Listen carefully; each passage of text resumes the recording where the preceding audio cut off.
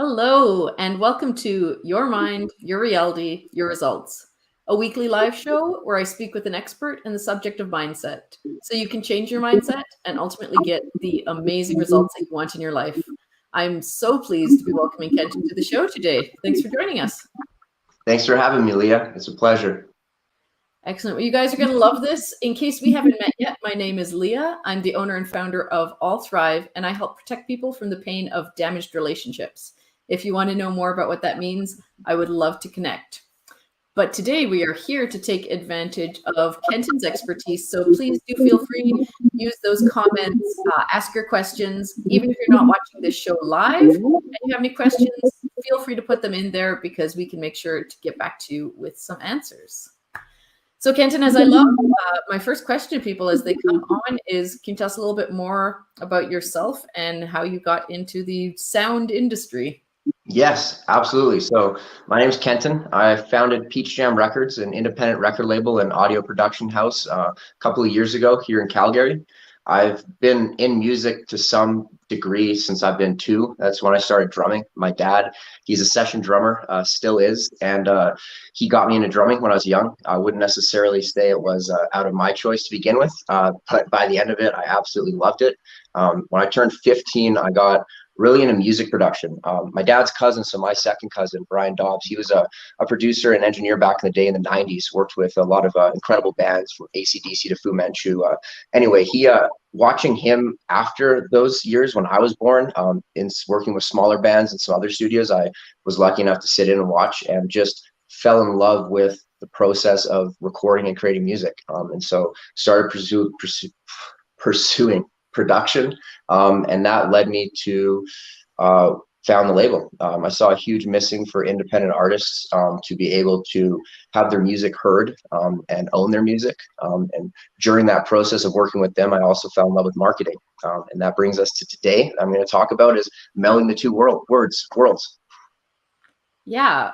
Well, thank you for sharing that. And, that's what I'm really excited to hear today, because this is a bit of a different take. I've talked to people about marketing before, and most people think of that as, your images, your video, what platforms you're on, but it's pretty rare to hear about the sound that you're associating with your brand. 100%. And to me, I try to use the analogy much like the visual brand book. And most people think about their logo, their colors, and all those sorts of things. And I take that and make their sonic or their audio brand book. And that's everything from what tones do they use, what instruments represent their brand, what little jingles and things like that. And have you found that people, like, how do people respond to that differently than just seeing a logo or seeing someone's picture? For me, I feel like the most impact you can have on someone is when you can connect with them emotionally. And especially evident in like movies and things like that, when the visuals and the audio sync up and hit just right, it has such a tremendous power to hit someone right in the feels and make them connect with the brand in a way that, the person creating that kind of has an influence over. And that's why it's such a powerful thing that I think needs to be, respected to some degree and needs to be authentic to the brand. That's really cool. And that's all branding, right? Is you want to be authentic, you want to show up as you. So, I mean, how is the process different or similar, or even like, how do you start thinking about what your sound might be? It's a good question. I really think that the beauty lies in the experimentation. There's definitely no one size fits all. I always tell people, start by looking at some references. Find examples of audio used with other brands that you like, that you think you want something similar to, and that's always a great starting point. But the real best thing to do is just to get in a room and start making some music, start making some sounds, trying some things, and you got to end up hating a few things first, and then you'll find something you love. But the beauty really lies in the creation process. And during that time, I ask companies and owners questions that really actually, using music as an analogy, make them think deeper about their brand and their messaging, but also like back to the roots of what inspired them and drives them every day to do this, because all of those things can come out so beautifully in the music that they choose to use. Totally. Oh, that's really interesting, and I'm quite curious, because you mentioned the emotional piece, but that not every size fits all kind of approach. Are there certain things that represent different feelings? So when someone comes to you and you're going, okay, well, this person has this kind of vibe, I'm gonna use this instrument or type of melody. Very, yes. I always try to take it even a step further because I think that, and I think this goes for all branding and marketing, but the goal isn't always for the company and everyone involved in the company to like love it and represent them. It's more so to represent their story, but to connect with their ideal audience. They're like who, not just getting to know the company, but who's the company serving. And that's really what you want the branding and the audio to connect with. So for example, if something's more serious like life insurance or a medical company, you're probably going to stick with some classical music and piano or something simple like that. If something's a bit more aggressive, maybe an axe throwing place or something, or like a go-kart facility, maybe they have like rock and roll music and some crunchy guitar riffs. And then aside from the instruments, like, yeah, that's the really cool thing is depending on whether you want to evoke a sad emotion, a curious emotion, an excited emotion, like the different notes you play and the different chords completely evoke that. So, sad stuff usually is more on the minor scales and things like that, where happy is more that major type things. But then there's so many cool other instruments from all around the world that people don't even know the name of, but it's heard so many times and people think it's like a sound design thing, but there's so many cool instruments that don't hit an actual note. They hit a different scale, and those can evoke even crazier emotions. That's wild, and I would love to just dive into that on my geeky side.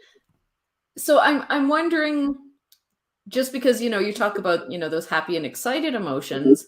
I know a lot of selling and marketing is really about talking to the problem, right? People don't solve the problems that they don't have. Do you find that more people with that, it's a better marketing strategy to lean to that weight of music, or is the music and the sound really about the feeling you're hoping that they get at the end? Like, how do those two pieces work together? That's so again, really good question. I love that. You kind of have the ability to play with it. Like music should be a movement, in my opinion. So the best thing in a situation like that would be start in a sense that's going to connect with how they're feeling now, and then try to bring them to a place where they like to feel. And that can be done, simply by building a lot of tension. Maybe they're feeling that they got a problem, so there's a lot of tension in the music, and you can leave on that cliffhanger, which I sometimes like to do because I think it's awesome and I like tension in music. But as soon as you resolve that tension, they're gonna, feel that release and that happiness. And if you can kind of correlate that with the message, then it all works together without them even knowing. It's just going to amplify the feeling. Okay, that makes sense. So, and in my mind, I'm picturing, commercials, that you're watching, and they start on that sad tone, they go to the uplifting. With this for an individual business, I'm guessing it's going, on websites and promotional material. How long, what kind of time of song do you need to represent someone or a brand? So, and aside from the websites too, I find social media is a huge one for things like that. And it totally depends. Like if Netflix, for example, their new thing when the Netflix logo is like a bum bum, like a little drum hit, and that's it. But it's legendary now. People will recognize that. And another one pointed out Gary V to me that he has like a little thing that's super short, and I call those like sound bites. They're like a second to 2 seconds, but they're really memorable.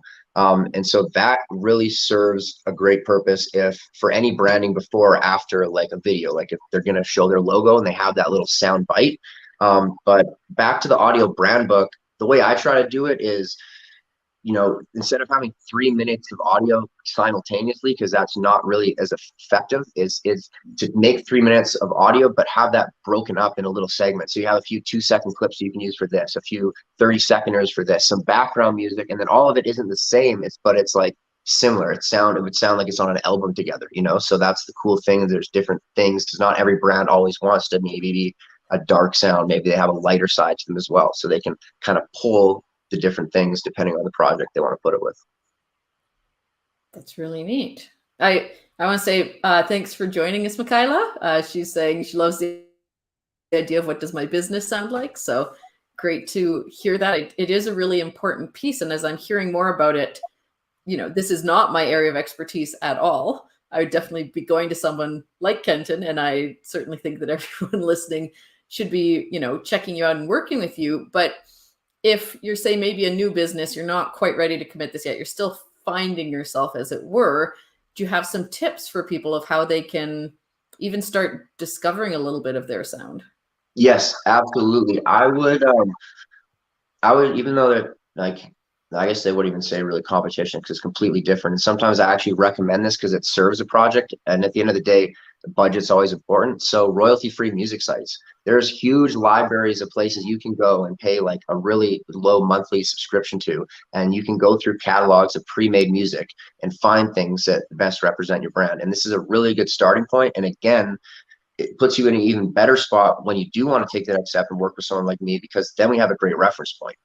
The more you play around with little things you find yourself, what a great representation. You're probably going to get some data points on what's connected with your audience. And if you've seen, better engagement with certain sounds, and all of that information is helpful in the long run. But in the short term, yeah, I would do that. Go to a royalty-free site, try some different things out. If you have an Apple computer, there's GarageBand on it. Watch a 5-minute YouTube thing and go find some loops on there and make it your first one a little bit yourself. There's tons of opportunities to do it for a low budget, for sure. Cool. So it's really just start with, a sound that resonates with you. I'm guessing you could check that too with your target market. Yeah. Say, what does this make you feel? How do you think about this? Any of those questions. And then is there a way that people can kind of decide on those snippets, what shorter sound bites to use, or is that getting more complicated? Not really, because at the end of the day, any sound can work. So like, get creative. Like, go to a music shop and find a percussive instrument that has a cool sound to it, and just record it on your phone on a voice memo and use an app to put it to your video. Like, there's tons of things you can do, but I would say just get creative and find something that not only resonates with you, but that's just like different. You think it's kind of cool.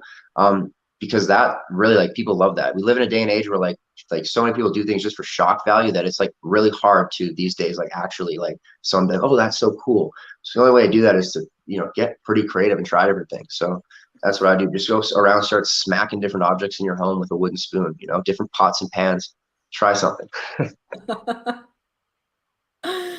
And that works best, I'm guessing, if you want some of that more aggressive music for axe throwing and go-karting places. Yeah, and if you want a little bit lighter, fill some glasses of water with some different levels of water.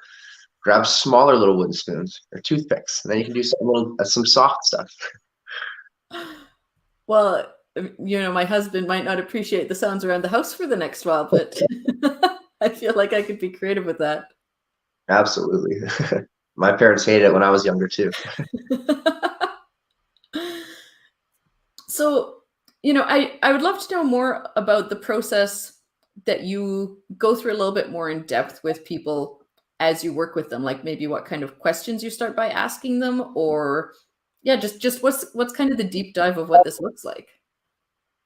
Usually it's kind of, again, like starting with finding out everything I can about their company and their brand, but usually like entrepreneur, like I find a lot of similarities between entrepreneurs and artists.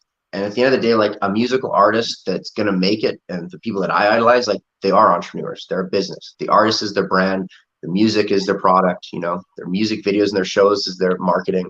It's all business. And so entrepreneurs, usually you got to be just about as crazy as artists to pursue the journey they're going to take. And those types of people are usually like pretty deep thinkers. They like to look from a lot of different sides, a lot of different perspectives, and usually are very, very curious creatures. And so I like to start by trying to dive into that side of them. There's no right or wrong answers. Like, there's not, oh, that's going to sound bad or that's wrong. Like, you got to try it first before you know. And so it's breaking down anyone's barriers and getting them super, super vulnerable and in that state to create music, because that's the state you got to be in to really get creative and explore things. And so that's really what it's about, is just connecting on like a human level and making music together. And that process in and of itself, is, I'm sure any artist I've worked with will tell you, becomes like, pretty intense sometimes. I can only imagine. And you know, that really, to me, when you're talking about that, is so important on multiple levels to entrepreneurs. Like, that's kind of part of the entrepreneurial journey of exploring, and that mindset of don't judge it, be open to all these experiences. Do you find there's a lot of people, or have you met people who have kind of been resistant to this idea and process and gone, nah, music's not really important for my type of business? Um, not like so I assume that a lot of people will think that or be like comfortable with what they have. A lot of the time too, like I feel like you don't know what you don't know. And so someone may be using music already, but it's become outdated, or they may not even know they don't even own ownership of it and the legalities of it and things like that. So like there's a tons of ways to look at it aside from just like the creative fun approach that are important for a business. So like the person that may not have the creative mind type and see the cool factor of, getting to make music for a day instead of do the administrative work, may then not see the benefit in that, but they will see the benefit in, hey, I'm paying this much royalty for music. I can't really monetize. I want to do a podcast with it, yada, yada, yada. Oh, if I get this music that's custom, I'm going to have exclusive rights to it. I can put it at the beginning of my podcast on Spotify and make money off that, things like that. So those then are, resonate more with the other type of person. So there are the different types of people kind of resonate with it differently. So definitely have people that don't care much about the creative stuff. They say, just cook me up something that's custom. I don't really care what it sounds like. I just care about the contract and the legality side. And the other people don't even know about the legality side. And they're like, oh, this is so exciting. I get to create what my brand's really going to sound like. And those are always my favorite people to work with, hands down. I love getting creative. Yeah, well, I feel, for you, having built your own space in this world, that creativity is kind of important to you. So I could totally see that. That's a great point too, you've mentioned, because people can go find this royalty-free music. And so the limit to that you're making sure that people know is that if they start monetizing from it, then they have to potentially be changing their music or system. Can you tell me a little bit more about that? Yeah, there's just my biggest advice would be, like, if you're doing anything on a big scale, talk with your legal team. That's especially, I've learned this in the music industry. So like the legalities, especially using any music, is so important. And big brands have been like so many times. I think even a few presidential campaigns got in trouble for this, of using other artists' music without asking. And that, so royalty-free music can get, like, depending on each license, it can get very like specific. So sometimes you can be absolutely fine, but there's like a threshold. And so if you end up blowing up and your brand is starting to make, hundreds of thousands of dollars, some chance, then you have the chance of them coming back after you and be like, well, you're only allowed to make 10,000 before I need to renew your license, or things like that. You just don't have to worry about that with the with it being exclusive and custom. So there's a little less headaches. But yeah, there's a vast amount of legalities and stuff involved, especially if you do want to start, like, the other side of the music that's cool is, when brands meld with pop culture and using popular artist music or up and coming artist music, and those as well. Talk with the lawyers. See, and these are things I wouldn't have necessarily thought about right away. So this is really helpful, just hearing that and some of this journey. And it's interesting too with that, because music is in some ways so not quite open source, but so available these days, and people are using it in so many ways. I mean, I think of like TikTok videos where they're layering people singing on top of each other and using different artists' music. For you to mention that that's kind of what music can become as well, as part of pop culture, and your brand being integrated with that, is just a really neat thing to consider.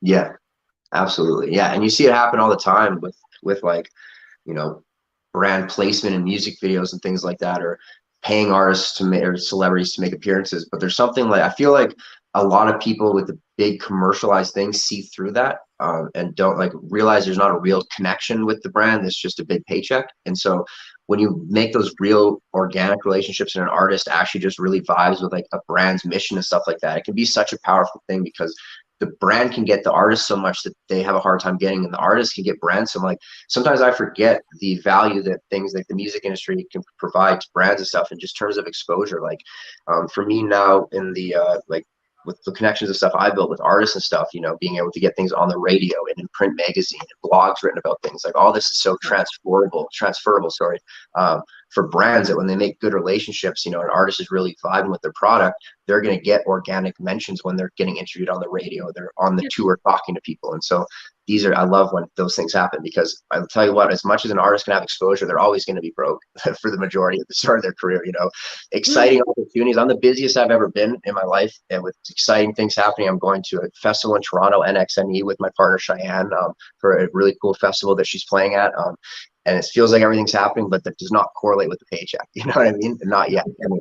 And so when brands are able to, they have a product, whether it's t-shirts or a service, usually the artist can benefit from that in some way. Yeah, a great like mutual relationship where you're supporting each other is fantastic. Yeah. Now, you mentioned earlier this idea of, your sound maybe a little bit old and no longer tuned. If someone was at that point of, maybe your brand's changed a little bit in the vision and how you want to roll it out, or maybe it has just been a really long time, do you find then people want to work with the same artist? Do they want to work with different artists? How do sounds change over time, really? I think things naturally evolve with the company. And I mean, if you're working with the same artist, that can be cool because they can evolve together. Or sometimes it's good, like, to switch things up. Even like, I know the saying, if it ain't broke, don't fix it. But in my opinion, like, if it can be better, then I think, like, then fix it, like switch things up. And I'm super ADD and get bored easy anyway. So I love working with different things on different projects and different genres. So I think the best thing a company can do sometimes is just completely switch it up, try a new sound, try, like, rebranding is huge. And I feel like that's kind of a natural cycle of a company. I love that, because we are about, mindset on this show, and this mindset of if it ain't broke, don't fix it is not often a helpful mindset for businesses, right? Like, it's actually the complete opposite. Is you want to be constantly working at these small improvements, the editing, the getting feedback, and making sure whatever you're offering is really matching the client of today. So it makes a lot of sense that their music would be the same way. Yeah, 100%. We're starting to get to the end here, but I was curious as well, talking about music, are there other sounds that play into this, or is it, music as in we'd see a song, you talked about drums and all these different sounds coming in. Is it usually like a composed piece, or is there branding that's also like that kind of out there? I think the majority of branding these days is like getting out there, and that's the way it should be. There's definitely a place where it serves to have like a full classic kind of musical composition, with like the typical guitar, piano, drums. That works and it serves its place. But um, especially when things are used, usually with someone talking over talk or things like that, or it's exploring a product. Again, I look at it more like composing a small film. And it's really cool if someone already has a vision and already has like the demo of like the visuals, right? And so there's a bit of an advertisement for a product. It's extra cool to then go through and cue the important points. So if it's an Apple Watch and right when they go to turn it, it's going to glisten a bit, then it's nice to have a sound that's going to match that sparkle, as opposed to just something cool and then you just put it on your video. It's nice to, like, when the video team's working with the music team, or if you get the visuals done first to best explain it, and then you give that to someone like me and we compose based on that. And a lot of the time we are always trying to be different. So we've recorded so many instruments that literally by the end of it, you will find me recording pots and pans, or at Walmart making noises on something with like, just whatever I can do to get the cool sound. Usually I hear it in my head first, but a lot of the time I don't, and most people don't. And you just have to start, like I said, with that experimentation. Yeah, that's so interesting, and it really made me think, because you mentioned the video piece, and I've had a couple people on the show talking about the importance of video now, and that idea too of really matching the video with music. If a picture's worth 1,000 words, a video's worth 1,000,000, and then once you add sound, you're just multiplying. Exactly. Awesome. So, did you have any last thoughts you wanted to share with the audience, or encouragements as they start finding their sound? Yeah, I'll say one technical thing, because I've talked mostly about the creative aspect. The technical side is just as important, especially for things to translate. And if you have a really, really cool quality video and it's amazing, but then the sounds a bit distorted or not quite to the right levels or things like that, it's going to throw people off. So just as important, especially for use in business, as the sound itself, is the quality of that sound. And, for podcasts and things like that, making sure that there is, post-production editing and stuff like that is so important. And it really does help to the flow of things. And you would never, so many things are smoke and mirrors, and people only knew like the vast, like they see the tip of the iceberg, and that stuff underneath is usually secrets buried by the industry. We don't want people to know about how heavily edited things are, because we want it to feel organic and natural. But behind every hit song, behind every like really big successful commercial video, anything like that, is thousands of hours of manipulation to the content and editing. And that really is important. As weird as it sounds, to go edit and manipulate the sound to make it sound even more natural to resonate with people is a weird paradox, but it's kind of how it has to work. Yeah. Well, that is a great tip and something I hadn't covered. So thank you for sharing that. I certainly know that I've seen some things that have been discordant qualities, especially so good video, bad sound, or good sound, bad video. Yeah. So yeah, thank you so much for sharing that. So if people are interested, they want to know, they're like, well, I don't want to be sued for using the wrong music. I want to have my own creative sound. I really want to share my brand that way. What's the best way to get in touch with you? Email me, or I guess straight up phone me too. I'm not sure if I have that to give to you, but I can give it for after. But yeah, phone me, email me, go to our website. Website's more so facing our artists right now and displaying their amazing work. So get in contact with me there on the forum, or yeah, shoot me an email. Awesome. And we do have your contact info in the description here, and we'll toss your phone number as well in the comments, just so everyone can have that, because I certainly encourage them to reach out. I mean, even just to meet you and have a little bit of a discussion of what this means. Yeah. I found it super valuable. Thank you. No, and I just want to thank you. Sorry, go ahead. No, I was just going to say thank you. I appreciate it. Well, and thank you so much for being on the show. What a cool topic. Something totally different that people should start being aware of, especially as their businesses are growing and thriving, and really wanted to get that message out there. So I really appreciate you coming on and sharing with us. Thanks for having me, Leah. Awesome. Thank you, everyone. We'll see you next week. And remember, every thought counts.